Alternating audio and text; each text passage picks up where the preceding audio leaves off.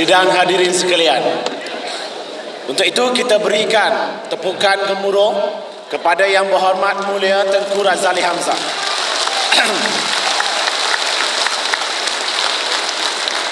Jadi sebagai ringkasannya, mungkin saya dapat menerbitkan 3 ulasan daripada Yang Berhormat Mulia.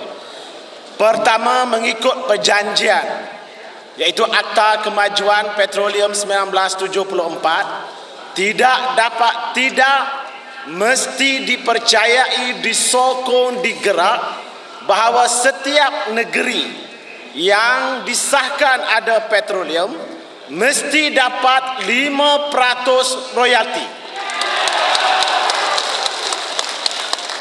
Yang kedua, kata Yang Berhormat Mulia juga, jika kerajaan pusat boleh bayar kepada Sabah dan Sarawak, meski kerajaan mereka bertukar-tukar dari kerajaan A kepada B, maka kenapa Kelantan tidak boleh diberi? Sedangkan itu, sidang hadirin, hak Kelantan atau tidak?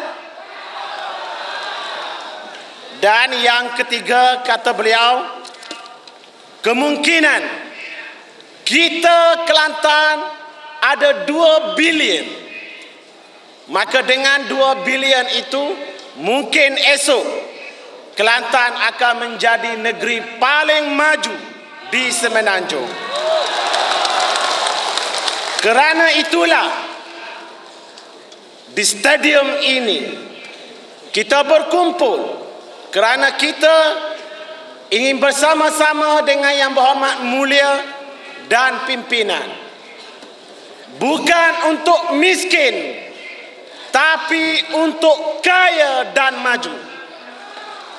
Dengan itu, perhimpunan majlis ataupun perhimpunan menuntut royalti minyak Kelantan sekali lagi merakamkan setinggi-tinggi apresiasi, terima kasih yang tidak berbelah bagi di atas sudi hadirnya Yang Berhormat Mulia Tengku Razali Hamzah dan sidang hadirin sekalian.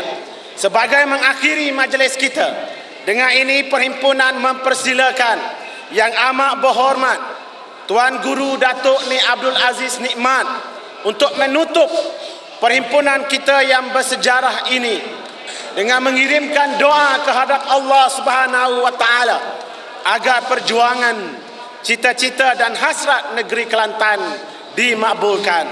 Majlis dengan hormatnya mempersilakan.